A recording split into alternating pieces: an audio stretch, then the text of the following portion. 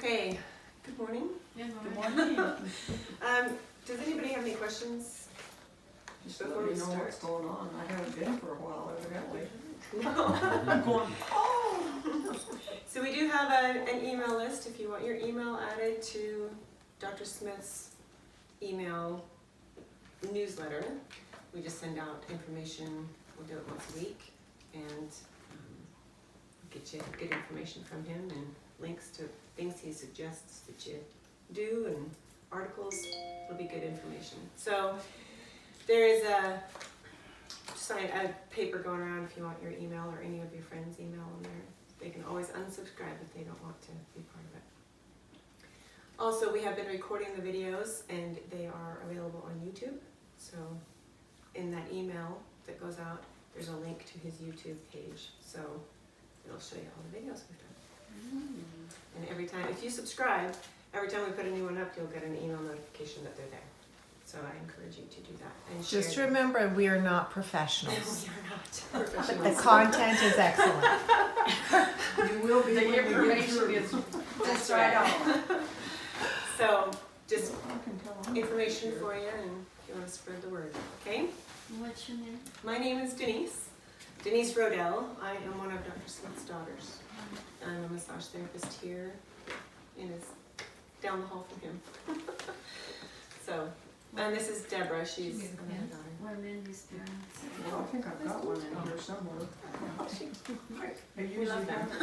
I'm not too unorganized today. Okay. Anybody else need this? So no questions? She didn't get There you go. Thank you.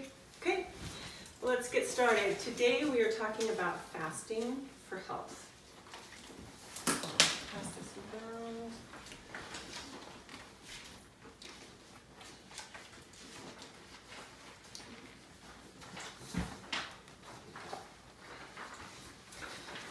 Okay, so fasting is to abstain from a certain thing for a period of time. Okay, we're not necessarily giving something up, we're just taking a break from it for a while. So we're going to talk about the three areas, the health triangle, the mental emotional area of fasting, the chemical physical part of fasting, and the spiritual part of fasting. They all have different ways to do it.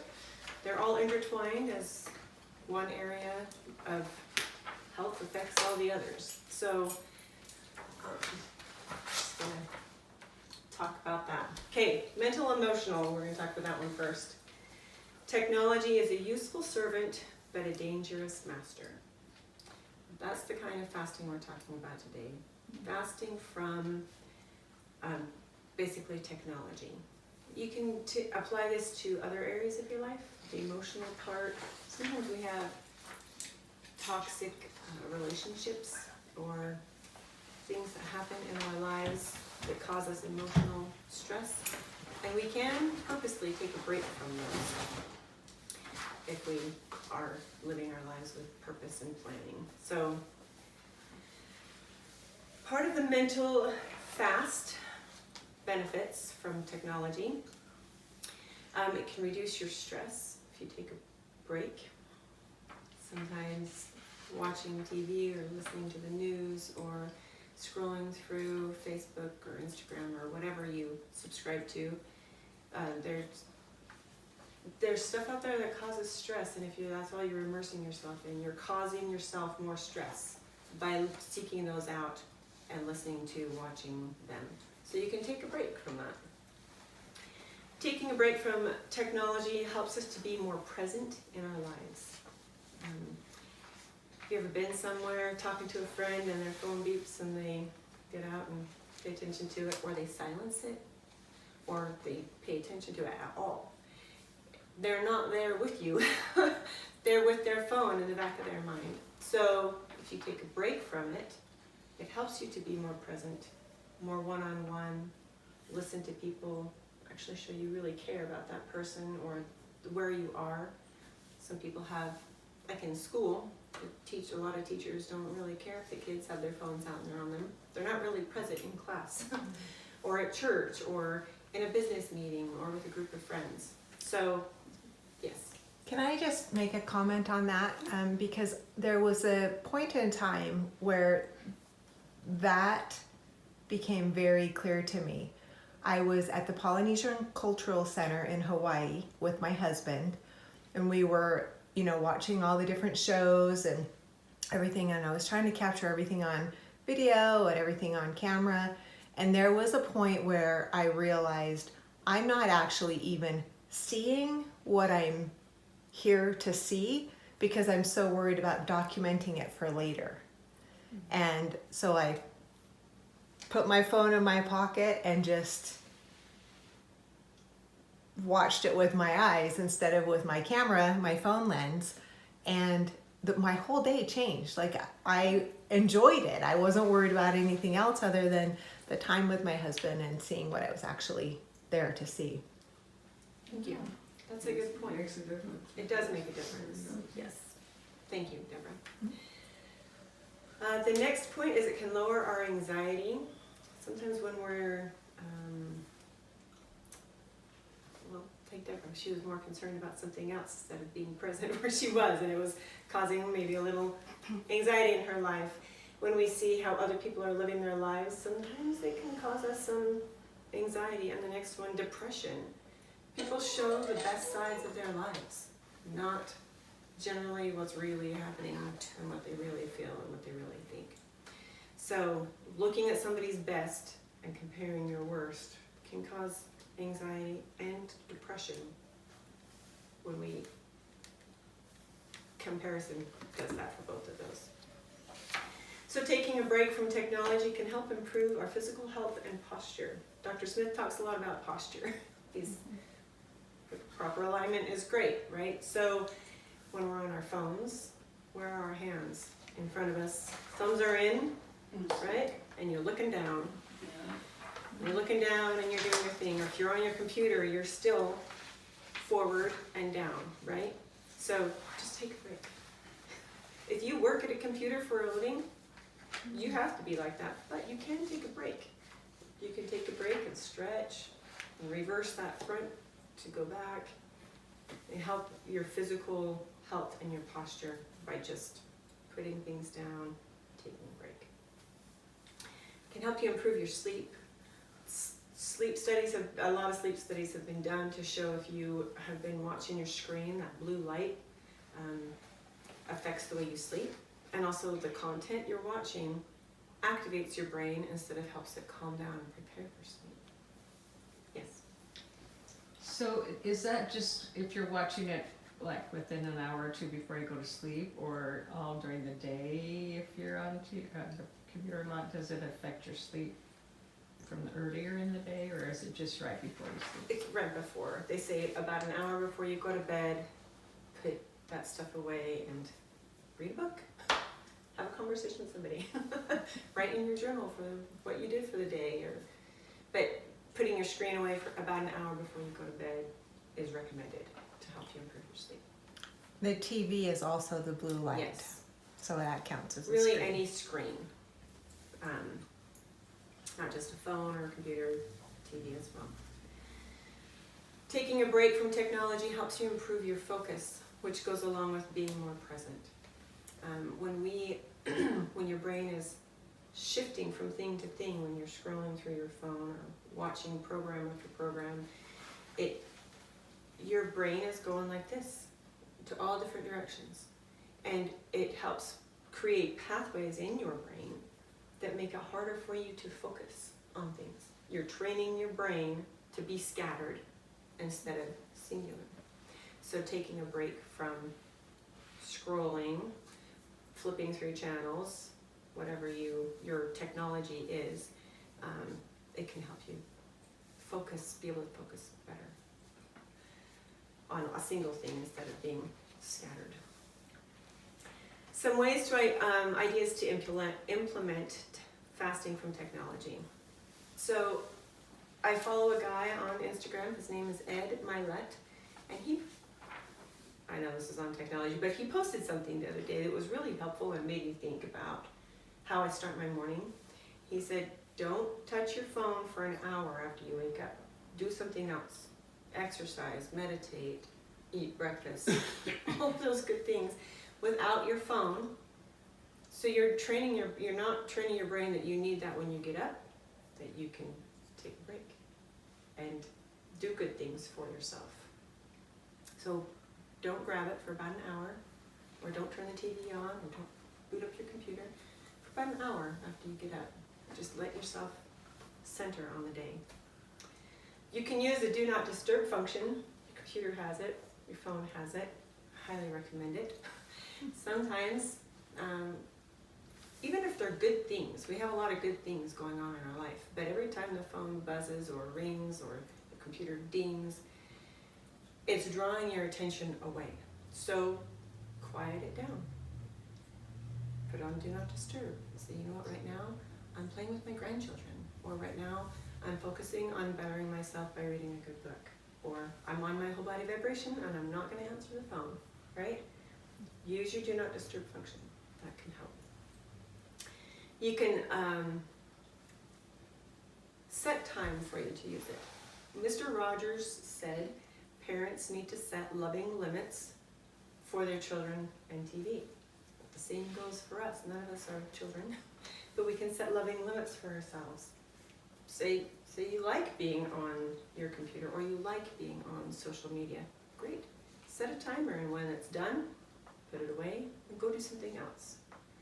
That way you're not training yourself that that's what you have to do during the day. You can try taking a social media fast for a week. Just delete the apps off your phone. Don't open them on your computer.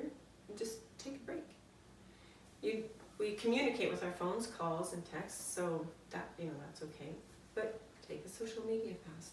And let you come back to reality in front of you, and not seeing everybody else's fake lives or the bad news that's out in the world. There's a lot of good, but it doesn't usually get posted about. Let's be honest. Yeah, Bad news sells, right? So try it. Some people have done it. My daughter did it for a week. She deleted all of her social media. And after the week was over, she realized how much time she spent on her phone and not with the people that were around her. She realized how much negative influence it was in her life, and she felt free. She said that to me, Mom, I just feel free not having those. And she downloaded some of them, but some of them she just didn't ever go back and visit. It was just, she realized she didn't need them.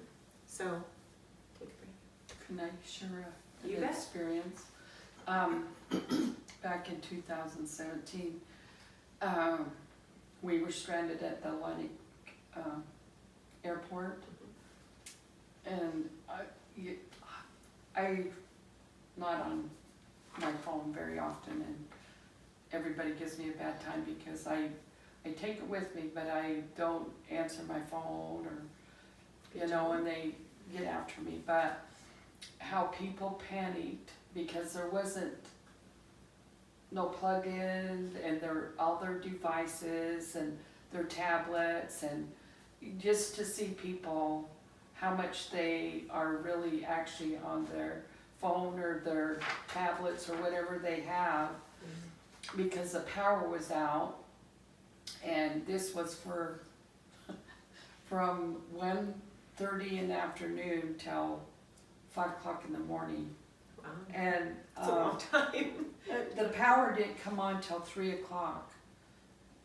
And we're all sitting around, and everybody was trying to get their phones plugged into an outlet, and the only ones that were available was the ones behind where they let The you go ticket through. counter. And everybody was getting mad because they wanted to do that. And then when the power come on, everybody was trying to find a place to, the people that didn't get their devices plugged in. I don't know how they did it, but thank heavens that people that are knowledgeable about technology and stuff, they took care of us. We got to a motel, and oh my heck, it was just watching people panic because that's what they're on all the time. You know, even it's setting out on the Turnpike, we was out there for 6 hours, from 1 to 6. And then we got to go in the airport, and it was just like amazing to me that how much people with technology, or, you know, How much was do you freaking use it? out because that was their lifeline, you know. I can't call anybody and I need to get it plugged in because I don't have any power. A lot of our lives are on our phones, It is. either on purpose or not. It's on our phone. So it really is a good idea to take a break, to teach yourself that you don't actually need it to live, you don't need it to fill your time, you don't need it to bring you joy, because it actually doesn't do those things. So, yeah, take a break. So the last idea there is to don't use your phone for entertainment. Like don't use your phone to play games, even though it's fun, right? Don't do it. Don't use it to watch movies. Any entertainment purpose, don't use it for. You're training yourself that that's how you're going to get it. Don't do it. Try to do it on your TV, or if you're watching a video. Some people don't have TVs. Some people just have their phone or their computer. That's probably an exception, but just try not to use it for entertainment.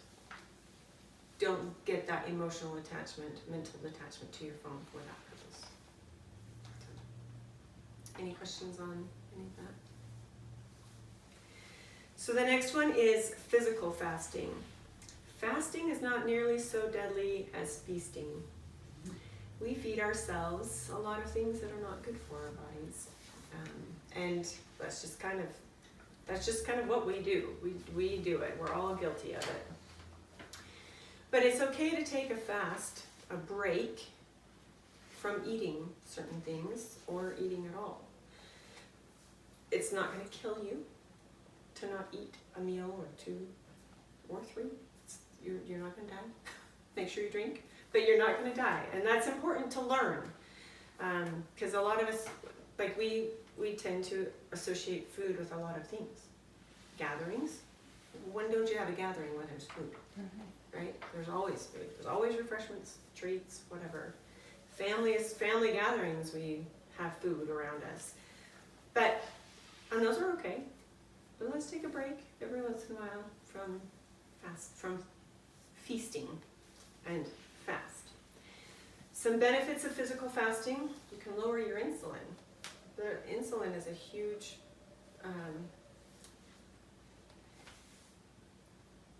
insulin causes responses in our body that are good, but when we do it too often by eating too much, then it causes other problems. So lower your insulin response by not eating or decreasing the eating. You can decrease your risk of Alzheimer's by eating properly and by taking a break from eating. When you take a break from eating, your body starts producing good chemicals. Your brain needs good chemicals. And by just taking a break, your brain can heal. It can and decrease just bad chemicals in your body, overused chemicals. You can limit your cravings. If you're taking a break from something, your body's going to realize it doesn't actually need it. So you can decrease your cravings. You can burn fat. If you, with certain ways of fasting, you can burn fat, which is good. Along with that, you can support weight loss. Weight loss is more than just burning fat. It's regulating hormones and your insulin. Insulin's a hormone. So it's regulating all kinds of things in your body to help support weight loss. You can improve your cognitive function. We talked a little bit about that with Alzheimer's. Cognitive function is the way your brain operates. If your brain is bathing in chemicals and even stuff your body produces on its own to digest food, it can cloud your brain, cloud your thinking. So we want to take a break from eating, improve our brain's function. Balancing hormones, we talked a little bit about that. Most women have hormones that are crazy out of whack. Crazy. From from young girls to old girls. We all have a problem with that. And our bodies go through a lot of things. So if we can help balance our hormones, then people in our lives appreciate that, and our bodies appreciate that. You can improve the quality of your sleep by fasting. So if you eat too close to bedtime, your body's digesting instead of sleeping and healing. So one way to do that, and we'll talk about that in this next one, is stop eating by 8 o'clock. If you're going to bed 10, 10:30, you don't need to eat at 10 o'clock. You don't need to eat in bed. Your body's digesting food instead of sleeping. It's producing insulin and other bodily fluids to digest food instead of calming the body so it can rest. So when you take a nap after your lunch, is that bad? Depends on what you had for lunch. Well, you know, a good meal, and then you take your siesta. You know, that's what they say. Yes. So I think that probably depends on you. That's what I do. I eat a light lunch though. So I eat a light lunch and then I lay down for like 20 minutes. That's my afternoon. But like some people take a longer nap in the afternoon because they need one. That's me. Yeah. I take a longer nap than 20 minutes. That's not a nap. That's a tease to me. So it kind of depends on you. So if you're going to take a longer nap, maybe have a lighter meal. Is that going to destroy your nap? No. But if you're digesting food well into your nighttime sleep and disturbing your chunk of sleep, your 8 hours that we should be getting, that's a lot of time to disturb. And also hormonally, chemically, it's during the night that your body is designed to do the cleanup and everything. So that's when it needs to not focus on digesting because it is processing everything from throughout the day. And at middle of the day nap time, it's not, your body's not hardwired to be doing that. So that's why it's more important at night. Yeah. Does that make sense? Okay. Sometimes that improves sleep. Sometimes people have caffeine. They'll have a Diet Coke or something late in the afternoon. My mother-in-law does that sometimes, and if she has it past 3 o'clock, she can't sleep at night because the caffeine is still working in her system. She can't sleep. So she makes sure she has it prior to that if she wants one. Just pay attention to your body. But if you have a normal sleep during the day, sleep during the night, be awake during the day life, you don't really need to eat after 8 p.m. Your body doesn't really need that. If you feel like you're hungry from here up, you're not really hungry. You have some mental, emotional something going on. Take a drink of water and you'll be fine. If you're hungry from here down, you are actually hungry, but you shouldn't be after 8 o'clock if you're eating dinner. So, some ideas to implement. So, intermittent fasting has become popular in the last several years, but it's been happening. Like people have intermittent fasted for years and years and years. One intermittent fast that I have there is 16-8. So it means you go 16 hours without eating and 8 hours eating. That's where this stop eating by 8 o'clock, that's a good plan. If you stop eating by 8 p.m., then you can have lunch at noon the next day. That doesn't sound like a long time, right? Right. You're sleeping for most of it, or at least half of it, and some people aren't hungry in the morning. I have a daughter who's not hungry in the morning, so I said, stop eating. If you're not hungry, don't eat. Have a glass of tea or some water or something and eat when you're hungry. She did that. I had her home for a couple of weeks and she started doing that. She felt much better. She just felt better. Her digestion was better. Her brain was working better. So if you do that, intermittent fasting, you don't have to not have something in your body. You can drink water. You can drink tea. This is one of my favorite ones. Orange and spice, Bigelow tea. That's good. There's peppermint tea, lemon ginger tea, Lemon and ginger are super good for your digestion. So if you're not eating food and you're feeding it good things, beautiful time to just flood your body with some good things. That's one thing. Chamomile's really good too. Chamomile's very good. Yes. Echinacea, I do like the echinacea. So there are a lot of good teas that if your body's not processing food and you flood it with good things like that, primo time to prime your body with some good stuff. Something else I use is Cleanse for Life from Isagenix. It's full of all kinds of good things. It's like a shower for your insides. That's kind of what they say about it. Shower for your insides, and you can have this. One of the things about the 16-8 is you don't want to raise your insulin response during those 16 hours. This doesn't do that. Your tea won't do that, okay? But you can have it, and it psychologically helps you so that you can make it through your... Is it a powder? It is a powder, and you mix it with some water. They also sell it pre-mixed, so you can just pour it in a glass and drink it. Also, this Ionic Supreme, you can drink that while you're on your 16-8 fast. This is full of adaptogens. That's the word I'm thinking about. Adaptogens. They are proven to help your body process stress. Stress is mentally, emotionally, or physically.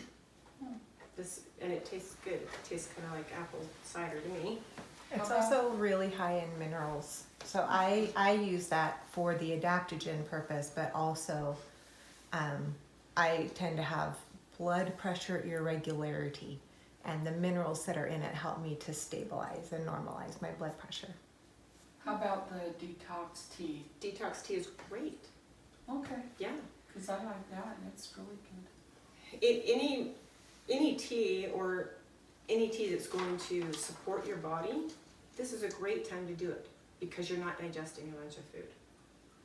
Just don't add honey or sugar or milk or creamer to the tea. Just plain straight tea. tea. Mm-hmm. Yeah. Okay. And you can drink that at night. You can drink that after 8 p.m. That's not going to cause your body to digest during the night. So you can drink it. If you need something, drink a cup of tea or drink some Ionics. Or Isagenix also has Amped Hydrate. It's an electrolyte replacement drink, kind of like Gatorade, but it's clean. It's very clean. They have 4 or 5 different flavors. They also have these chocolates, Isadelights. They're a chocolate that is meant to calm your brain, feed your brain while you're going without food. And it doesn't raise your insulin response, doesn't have a ton of sugar in it. This is dark chocolate mint. It's one of my favorites because it tastes like a junior mint, but not as sweet, and it's good for you. So those are a few things you can take during a 16-8 fast. Just because you're fasting from food doesn't mean you can't drink. You can drink mineral water. You can add one of those Amped Hydrates to some mineral water. Tastes very good. It's also a good time, like Deborah said, she has blood pressure issues. So it's a good time to flood your body with good things that you need. I have a knee that's very weak. It needs some help. So it's a good time for me to take extra chronic, Dr. Smith's chronic that he has. It has glucosamine and good things for joints. So I take extra when I do a 16-8 fast to help my body a little more. Is that something you can do all the time, that one? So I wouldn't recommend doing it all the time. Usually 2 to 3 times a week is good. If you feel like you want to do it more than that, I would just make sure you are monitoring your body, blood pressure, your pH level, and maybe talk to your doctor and let them know that that's what you're doing. The reason I ask you is because I usually don't feel like eating for quite a while in the morning. If that's your normal process, add some of this stuff and help your body, help your body. Is all of this over the counter? I'm not familiar with any of So this is over the counter. I just got this at Winco. Okay. Wealth of Health has some Yogi Yeah. brand. They're the best. They are so good. They have an Egyptian licorice, if you like the licorice flavor. So good. So good. I just brought one that I use. Yeah. So, yeah. These are just at the grocery store or Wealth of Health, you can get them. And Isagenix, you can order online. Dr. Smith sells them, or I do, or Devin's. So can I address, you asked if you could do the 16-8 all the time. There was a period of over a year where I did that. And I just, my 8-hour window was kind of between 10 a.m. and 6 p.m. And it helped me so much to stabilize my insulin and also my blood pressure, which I also felt much better. It took some discipline at the outset to kind of get into that routine because it can affect social functions. And I wasn't like Nazi hardcore about it, but I will say that almost every single day for over a year, I did 16-8, and my body thrived. But So you were we're- doing some of these things during that time, or were... Sometimes I would. Oftentimes I will have salt water. This morning I had salt water because I need the salt. I need the minerals in as many forms as I can get. And sometimes I will do the Ionics. I am fasting today. So I started my day with some Ionics. About an hour later I had some salt water. About an hour later I made some Cleanse for Life. It's in here. I mixed it with a bottle of Perrier and some ice. So it's like a peach mango soda-ish type thing. But it's supporting me through the, like, sometimes I do more. Like today I'm doing more because I am fasting, intending to fast all day. But I don't always. Sometimes I just do salt water. Okay, thank you. Yeah. During that time, were you monitoring your body? Yes. So I was monitoring my blood sugar. I was monitoring my blood pressure, and I was also monitoring my weight. At the start of that, I was 100 pounds more than I am now. And that's part of why I did it, because I was having some insulin, cortisol, leptin, ghrelin, like hormonal issues that the doctor told me the fasting would help. And so I started doing it to help with all of those things. And it did. How do you check your blood sugar? I have a little little monitor I got at the pharmacy, and I do a finger stick. So on days, like most of the time I would check it really in the morning, because usually your blood sugar is going to be highest in the morning, and it should be highest in the morning. So I was wanting to see its highest point. There were times where I would go like 3 days and I would test when I ate, an hour after I ate, and then 2 hours after I ate, because I need to see that if the blood sugar was going up when I ate, which it naturally should. Depending on what you eat, it might go up a little bit or it might go up a lot. But if it went up, I needed to see that within an hour it was coming down, and within 2 hours it was back to baseline. So I would do that for like 3 days in a row after every meal. It's a little bit tedious. So, you know, it wasn't recommended that I do it all the time, but just every once in a while, do the finger stick. And my fingers knew when I was doing it, 12 times a day for 3 days in a row.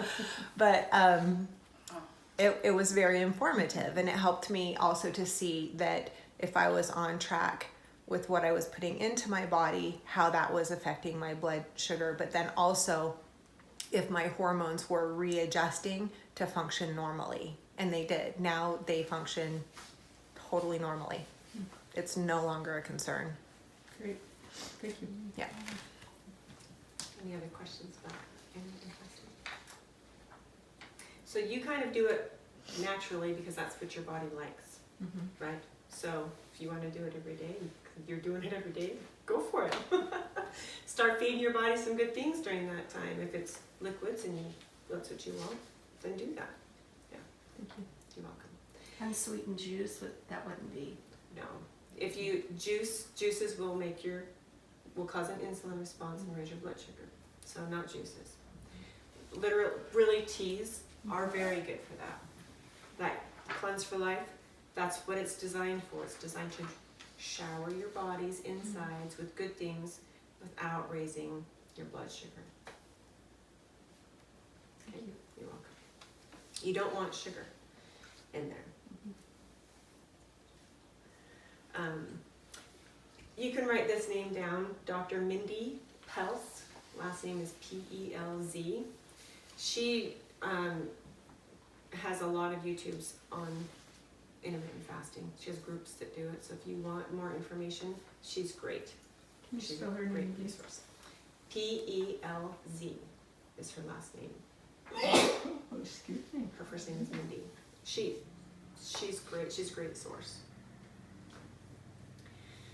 Okay, another idea to implement is a liquid fast, where you just have liquids. Your body can go without food, right? We kind of established that you don't have to eat. Your body does like liquid. So there is Dr. Smith used to recommend a 7-day juice fast. Comfrey tea and carrot juice and beet juice. My favorite day was pineapple juice. But it was an inside cleanse, and all of those things target different organs and different functions in your body. So that you can do a liquid fast. If you do want to do one, check with your doctor, check with Dr. Smith. Do a trusted one, not just any old liquid fast. Because you want to make sure it's doing good for your body, not just water for 7 days. That wouldn't be right. So a liquid fast is a way to take a break from food. You can try a food sensitivity test. They're cheap. You can buy them online. You prick your finger and you put blood spots on the paper and you send it through the mail. They analyze it, send it back to you and tell you, these foods your body doesn't like so much. So you can accept that and cut those foods out of your diet. Or if you like to live your life and eat foods that you like, find out how to balance your body so that you can eat them. I had a daughter that did it. She found she was allergic to dairy. Well, great, now you know. Take some enzymes before you have some dairy, and that'll help you with that issue. Then you can still have ice cream, because who doesn't like ice cream? I do. So that's one of the nice things too about doing like a 7-day juice fast, is that because it gives your digestive tract a break, oftentimes it can reset and then better handle any of the irritants that may have been there before. That's true. Same thing with the intermittent fasting. It can help clear stuff up. Like it help the breath balance out her hormones. It can help. Taking a break from food can help your body heal so that it can handle food better. And then we talked about the last one, stop eating by 8 p.m. It really is a good idea to not eat past then. Your body doesn't need food after that. Eat dinner and dessert and be done. Or skip dessert and be done, right? Any questions, any more questions on physical fasting, fasting from food? Sometimes when people think about fasting, they think about giving something up. Or I'm going on a diet, so I'm giving something up. And fasting, kind of, if you think about it, as just taking a break. It helps your mental process a lot better. And it makes these suggestions easier to do. You're just taking a break. When you're done with your break and you come back and you don't want it, at least now you know you really don't want it. You don't have to put it back in your body or in your life. Like future spiritual. That's what we're talking about next. Yeah. Because we're dual beings, right? We have physical bodies and we have spirit bodies. Next we're talking about the spiritual part of fasting. Fasting coupled with mighty prayer is powerful. It can fill our minds with the revelations of the Spirit. Joseph B. Worthman said that. He was a pretty spiritual guy, kind of knew what he was talking about. So So, spiritual fasting, there are a lot of reasons people do it. Sometimes people need help with something. Sometimes we're mourning. So you can fast when you're mourning, when you're sad, and it can help give you spiritual inner strength. Sometimes somebody is sick in your family and they need help. So you can fast and pray and you can help them that way. Sometimes really there's nothing we can do. I have a nephew that's super sick in California. He's undergoing all kinds of surgeries and he just is really sick. I really can't do anything for him. I can't go to the hospital and make him better. But I can pray and fast for him. And God hears those prayers and sees your efforts and blesses people. So some of the benefits of spiritual fasting can help increase your feelings of peace in your life. There's a lot of turmoil in our lives, personally, family, friends, community, especially the world. There's a lot of turmoil, and it can cause people a lot of anxiety and stress. So, fasting, spiritual fasting, can help increase your feelings of peace. It can help you focus on what's most important. Generally, when people do a spiritual fast, they want something in particular. So if you are taking a break from eating, drinking, some people can't take that kind of break, so they take a break from social media. That can be a spiritual fast. It helps you focus on the things that are most important in your life. Bring you back into harmony with yourself. Spiritual fasting can help clear your mind and your heart. It can help you get rid of feelings of anger, resentment, depression.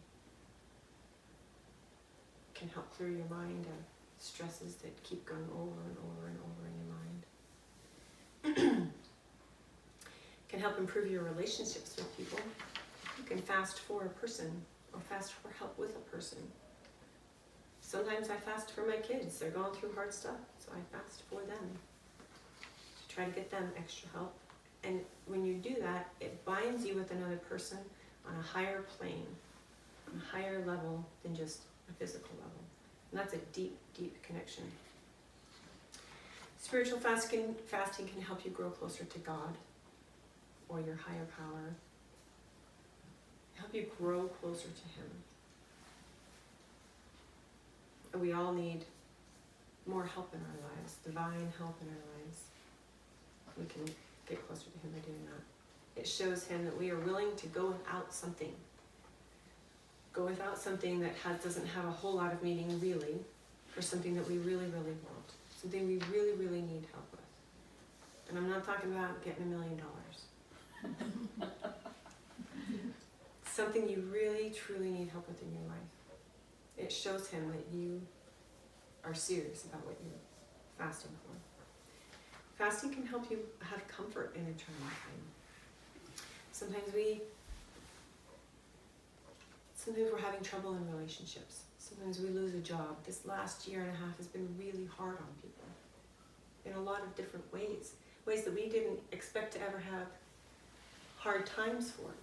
So it can help you in a trying time grow closer to God, bring you peace, comfort, and direction. Some ideas to implement when you're doing a spiritual fast. Start with a prayer. Meditate. Have a purpose to what you're fasting for. When you have a purpose, it makes fasting way easier. Some religions, every religion fasts. There's Buddhists, Muslims, Jews, Christians. There's all fasting in every major religion, okay? So, and they generally involve a prayer. So open it with a prayer. Meditate on what you are fasting for. Ask for help during it and for direction during it. It helps you. The next idea, focus on a purpose. If you have a purpose to fast, that also makes it easier to fast. If you're just going without food or going without water or whatever your fast is, you're just going through the motions. Have a purpose. Have a purpose when you fast. You can listen to uplifting music. Anything you can do to help calm your soul you should do. There's a lot of uplifting music, a lot of artists out there. There are a lot of Christian artists. One of my favorite is Paul Cardall. He plays beautiful piano music. It's very calming to me. That's one of the things that I like to listen to. But music affects you on a higher plane as well. Music speaks to your spirit. Good music. Good music. Well, the other kind speaks nastiness to your soul, right? If it's a harsh music, it's harsh on your soul. So if you're fasting with a spiritual fast, listen to good uplifting music. It will help you feel more calm and help you feel spiritual strength more. So we talked about focusing on a purpose. Have a purpose. That will increase the effectiveness of your fast. You can serve while fasting. There are a lot of places we can serve. You can start people in your home. You can serve your friends, your neighbors. There are places in town that need volunteers to help people who are less fortunate than you. The Humanitarian Center is a great place. Fast and go to the Humanitarian Center. And it's fun. It is fun. Yeah. There's a variety of things there. The food bank needs help. The soup kitchen needs help. Go help somebody else. There's always somebody less in a worse place than you. Go lift somebody, and in the process, you lift yourself. You can look at Just Serve. Yeah, justserve.org is a great place to find opportunities to serve. The last one, attend a church service. Go to church, listen to the sermons, sing the music, be present, and feed your spirit. All of those things can help your spiritual fast be more effective, mean more to you, show God that you really are serious about what you're fasting about, help you focus on the things that are most important in your life. Some people, like I said, can't fast from food. Pregnant women should not fast. Nursing women should not fast. People have health conditions where they can't fast. It is not recommended that they do that. So, fast from something else while you're doing your spiritual fast. It doesn't have to be food. It can be something else. My daughter just had a baby. So for the last 9 months and 2 months since the baby's been born, she hasn't been able to fast. So when she fasts from food, so she fasts from her phone. On a Sunday when she fasts, she puts her phone away and isn't on it at all. She's not taking pictures of her cute little kids. She's not looking at stuff online. She's not finding music to play or games to play. She's taking a break. And it helps her focus more on what's important to her. So there are other things you can fast from. Do an internal inventory on what's going on in your life. Dr. Smith has a sheet. I can't remember what it's called. One side you list stresses in your life, and the other side you list what you're going to do to overcome It's it. the stress release worksheet. Thank you. The stress release worksheet. It will work for any of these. You can use that at the beginning of any of your fasts to help you focus on what do you really need to be working on, how your brain is processing things, what you're feeling in your body emotionally. That's a great worksheet. If any of you need a copy of one, we can get you a copy. There will be one attached to the link of this video. So if you don't, and you go to YouTube and watch this video, click on the link and it'll take you to that worksheet. Okay. So fast with a purpose with all of these. Become more present. Increase your health, your mental, emotional health. Increase your physical health and your spiritual health. You attend one area and they all improve, right? That's what the health triangle teaches us. You improve one and the others improve. That's what I've got for you. Any questions, comments, anything? I wanted to say one more thing. I'm sorry, I know I've been vocal during your class, but As you're talking about when you're fasting for a spiritual purpose, attend a church service. So I said earlier, I'm fasting today and we don't have church today. So this morning I started by reading the scriptures. I watched a general conference talk, and my intent today is to fast from food but feast on nature, which is the bounty that God has created. So after I did my scriptures and watched the conference talk, I went and took a walk outside, and I had my headphones in and I was listening to my Mormon Tabernacle Choir Pandora station. So I was still getting kind of churchy, religious, uplifting stuff while I was out in nature. And, usually I listen to like dance music or upbeat music or whatever when I'm taking a walk because it helps me just walk at a good pace. But man, I sure enjoyed my walk this morning, and I looked at all the beautiful colors changing in the trees. But throughout the day, my intent will be to feast on nature. So be outside as much as I can and just almost give glory to what God has created. So on a day when I can't go to church, that's what I'm kind of doing to keep it on a spiritual plane. Yeah. You can invite that into your life any day, anywhere. It doesn't have to be just at church. Yeah. Thank you, Deborah. Okay, any questions? I asked that once already, but have you thought of any? Questions? No?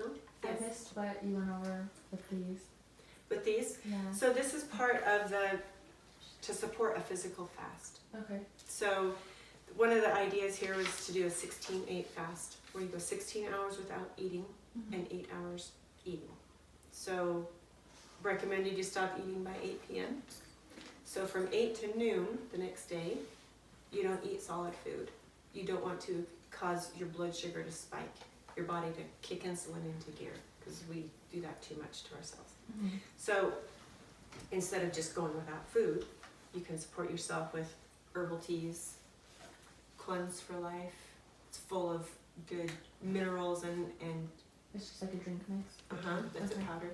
Ionics is full of adaptogens and minerals, and this is a good electrolyte replacement. More minerals. How many minerals do you What is that want? one? A lot. It's called Amped Hydrate. Okay. And they're really good. They're very good. Where do you get those? Online? Or what? It's through Isagenix, Oh, and okay. you can get that from Dr. Smith or myself or Deborah. We all have that. And these are chocolates. Dark chocolate with mint. It is food, but they are designed to not raise your insulin response, to not raise your blood sugar. Mm-hmm. So those are all things to support you during an intermittent fast or an all-day fast or whatever kind of fast, physical fast you do. Yeah, that's what those are. If you guys want to try one of those chocolates, I break it up and you can try it. So they're pretty good. We always want to. You want some chocolate? All right, thank you. And then, did you get? And are you on the email list? Did you get an email? Yeah. Okay, good. On there is his YouTube link to the videos. Subscribe, share, spread the word. Yeah.